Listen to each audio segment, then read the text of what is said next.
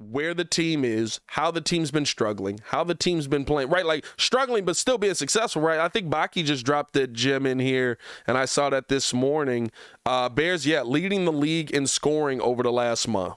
So when you see the direction of the team, when you see what's happening on the field, when you're seeing, right, like how we're winning these games and then how we're eventually losing these games, I know the long term is there, right? Draft capital, cash. Go out and get players in free agency, go out and find the right guys in the draft, stuff like that. But when you look at this season right now, what's the next step this season? Because this season ain't over, right? I don't want this to stop. There's a lot of people that are like, man, Justin Fields has developed, and they're talking like the season's over tomorrow. We got 10 weeks to go, or 7 weeks to go. 8 weeks technically, because we got a bye week. We got 8 weeks to go. Right? So what's the next step for the Chicago Bears this season? What's the next thing that we want to see develop? I've got 2 things in mind. Of course you want to see those young pieces, but I'll tell you this. And maybe it was because we were playing the Lions. But we've seen flashes of Jack Sanborn the entire time. We've seen flashes of Jack Sanborn in preseason, saw it a little bit early on in the season, didn't see him again.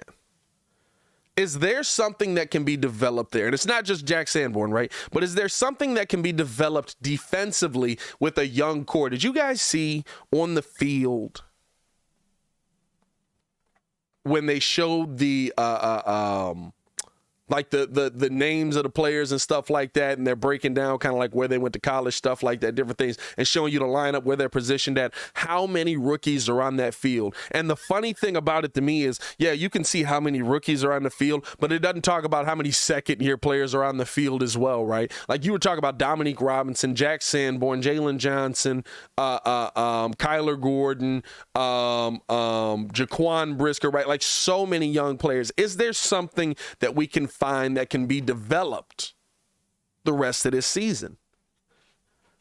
And now, right now, I'm really looking at Alan Williams, because here's the thing. While the defense looks atrocious, defense can't get a stop, I understand that there's a lack of talent there. And on the other side, there's usually more talent that you're going up against offensively. Very hard to stop Amon-Ra St. Brown, especially with a injured Jalen Johnson and a guy that what was I going to say? And a guy that just, Amon-Ra St. Brown is ridiculous. He's ridiculous. That's really what it comes down to. But is there something that Alan Williams can develop on that core? Because you know what? I can say the same thing about the offensive side of the football, and Luke Getsy has shown me development. So now I want to see what kind of development Alan Williams can give me the rest of this season out of this team. I want to see what Jack Sanborn can do. Jack Sanborn came out, and here's the part, right? Like when I watched the tape back, I was watching it last night. When you watch the tape back, right, it's not that Jack Sanborn's flying around. He's just making plays, making tackles, all these different things, right? Like bringing them down. But here's the thing. You see him in the right position to make plays. You see him setting up the right way to make plays, and he's executing the plays. A lot of the things that I was saying about this defense that weren't happening week in and week out, Jack Sanborn did a pretty good job of that for most of that Lions game, just being in the right position and actually making the play. Now, what's the rest of that? Where's the rest of the team at, right? Brisker, like what he's showing me. Gordon, kind of plateaued off a little bit last week. You know what I mean? Like I kind of plateaued off a little bit last week. But for me, I want to see, right, what's that next step development-wise? Because whether we like it or not, this is your defensive core. You might be able to go out and get a big name. I'd like to see you get a name on that defensive line that might help you a little bit more, right? But honestly, this is your defensive core moving forward. Whether Sanborn's a part of it or not, this is your defensive core moving forward. You're going to have Kyler Gordon, Jalen Johnson, possibly Eddie Jackson. I think they're going to hold on to him. I like what Eddie's done this year, especially standing next to Jaquan Brisker. Those are your guys moving forward. Dominique Robinson might be a piece that's on this line for a while. Justin Jones is signed here for a little while, right? Like this is your defensive heart. What are you going to show me? And I'm not saying Jack Sanborn or any of these guys are going to go on to be Hall of Famers. I'm not saying none of that right now. Although I will say this, right? When you hear now, here's the part that does get me a little bit excited, right? Just on the name. Like, I want y'all to do this. Everybody do this at home and see if this flows right for you. When you think about the best linebackers in the NFL, in Bears history, what do we do? What do we always do? We go. Run through the name, Urlacher, Butkus, and then just go Sanborn. Kind of fits. I could see Sanborn as a name that we're saying 20 years from now and just be like, oh, yeah, it flows pretty well. Urlacher. Who are your top Bears linebacker? Urlacher, Sanborn. Kind of fits. But the one thing that I will say as well, outside of that, because I think that, right, defensively, you have to get the core together. You have to be able to find something on there that you feel good about. And I'm really focusing in on Alan Williams on that. But on the other side of the ball, right, I do have an issue with the fact that you have now spent a second-round pick, a third-round pick, and a seventh-round pick on 3 wide receivers that totaled for 19 plays last week. And 2 of those wide receivers,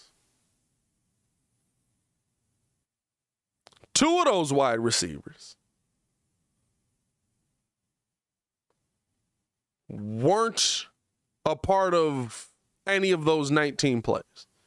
N'Keal Harry was a healthy scratch, right? Velus Jones can't find the field anymore. Those are 2 picks. And right, like N'Keal Harry, 7th-round pick, or was it 6 or 7? 6-round pick. 6-round pick, not losing my mind. But you just traded now a 2nd-round pick, and Chase Claypool can't find the field. That's what I want to see for the rest of this season. What's the development in the relationship between Justin Fields and Chase Claypool? What's the development in a relationship? Because the one thing that I think that we haven't seen at all this season has been a development between Justin Fields and wide receivers. I know he likes Mooney. We've seen a development in Justin Fields and Cole Kmet. Love that. Need that. Give me more of that. But this season, we have not seen a development between Justin Fields and, outside of that, right, really any of his wide receivers. Flus, what's going on?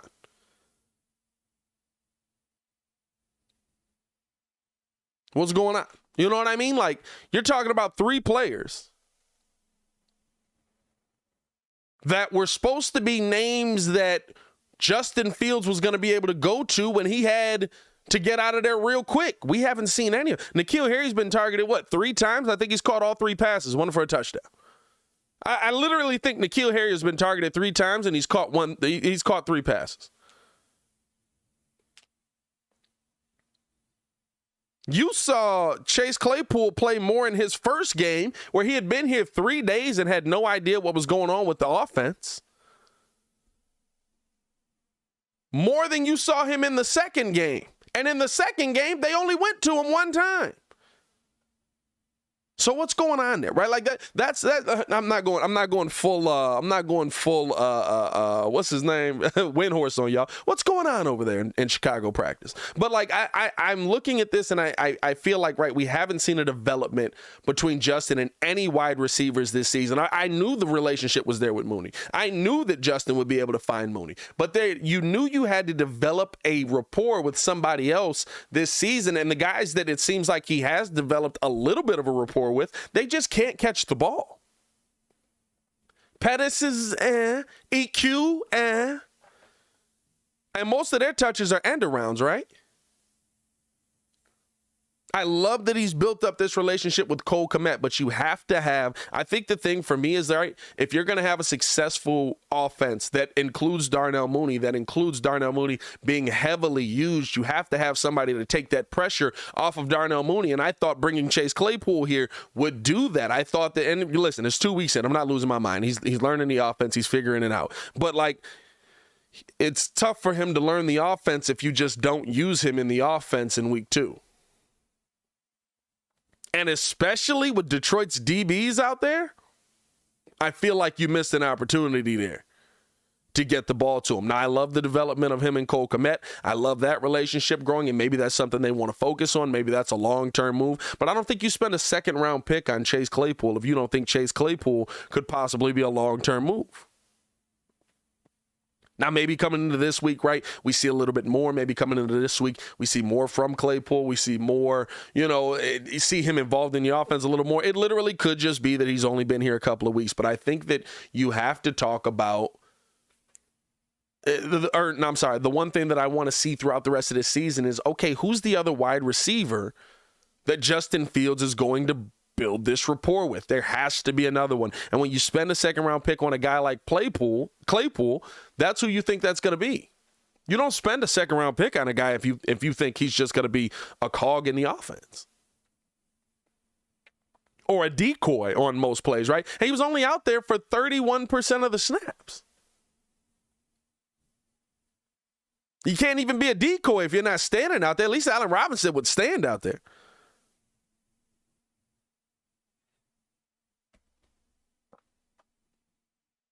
And so I want to figure out, right, like, and I think it's, to me, I don't know, maybe it's something they're seeing in practice, maybe it's something that they're seeing, right, because for me, N'Keal Harry being a healthy scratch is weird to me, and the fact that Getsy really hasn't gotten N'Keal Harry any looks in this offense.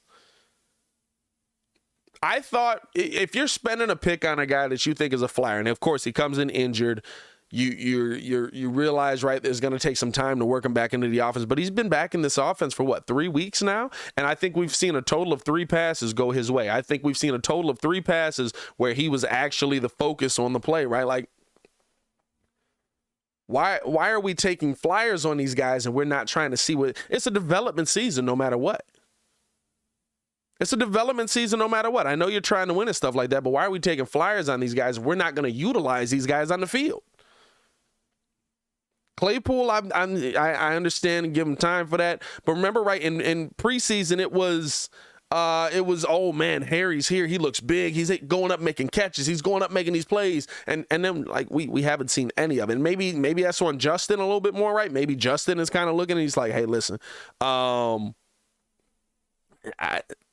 you haven't been here all season. I just don't have that built up with you. I'm not focused on building that up with you right now. We're gonna focus on getting the ball to people that I've already got this relationship built up with.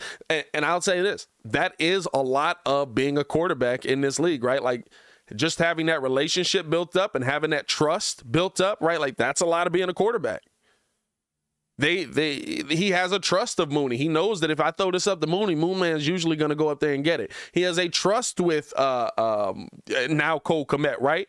Where he says, hey, he said in his press conference, I talked about this yesterday. In his press conference yesterday, he says that Justin Fields, I'm talking about, says that they did not complete that pass one time in practice. The deep shot that goes to Kmet going to the outside when he gives the little and then cuts up. And he said they didn't complete it one time in practice. That's trust. Hey, we didn't complete that, but if it's there, I'm going to get it to you. You know what I mean? So I think that's, to me, at the end of the day, what are you focusing on outside of what we know Justin believes in? Because the things that Justin believes in and he trusts the most, that's not leading to making the weapons that he trusts life easier. I don't know if I'm saying that the right way even. Like, my thing is, if Justin trusts Cole Kmet and Justin trusts Mooney, the defense is going to say, okay, let's take away Cole Kmet, let's take away Mooney. He's got nothing else on this team that he trusts. And so I want to see that trust built up, and it's someone else, right? Like, if it's N'Keal Harry, if it's if it's Chase Claypool, I don't care who it is, right? But there has to be somebody else on the field that you feel like that's a threat. Justin believes in that guy. Because if it's only Kmet and it's only Mooney, that's easy to take away. Right? Like, that's how you get to that last play where Justin Fields is just running for his life, trying to extend the play, trying to find somebody downfield because nobody's coming open, and he also doesn't have time to plant his feet. And again, offensive line plays a lot into that as well, right? Because what is N'Keal Harry? What is Chase Claypool for us, right? Those are the guys you want on your deep routes. Those are the big bodies you want downfield going up for the 50-50 balls. That's what those guys are to me. And there's probably quite a few plays that just don't have time to develop. It's not even probably. There are quite a few plays that just don't have time to develop with this offensive line. You know what I mean? Like, there's so many plays that they just, like, you see somebody streaking down the field, but it's going to take 2-3 seconds. Justin Fields is already getting hit underneath. He's trying to just get away. He makes a play. You know what I mean? Like, there's so much of that happening this season. So I also understand it from that aspect. But to me, right, like, that just means, okay, let's work Claypool in on some things maybe in the middle. Let's work him in on some things underneath. Let's work Harry maybe on those deep routes to where now we're focused on Chase. We're focused on Mooney. We're focused on all the way. And now N'Keal Harry streaking down the sideline, right? Like, I think those are the things. And my favorite part about this, and like the video if y'all saw this, bro. First off, if you're in here and you haven't liked the video yet, I need y'all to do me a favor. We got 93 people in here. Go ahead and push the button. Come on. Push the button. Come on, push the button. Yeah, come on, push the button. Hit that like button, subscribe to the page. We are going to get into Flus and Cole Kmet talking at the podium as well today. But the Detroit Lions, on a few plays in that game, had 2 spies on Justin Fields. They weren't even worried about covering the field, which is even more, to me, a reason where I'm like, you got to get this ball out.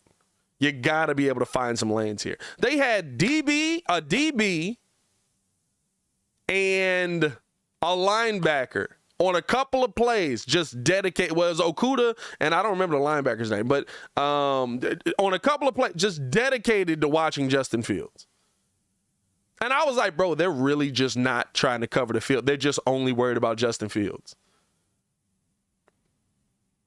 And Justin was able to kind of pick them apart using his speed and being able to use his arm, right? Like, I think if you go back and look at the play, I think where Cole Kmet gets his first touchdown, I think they have that kind of set up, and it's why it opened up the open passing lane. But they're focused so much on Justin Fields that they're not even willing to put as many people in the field.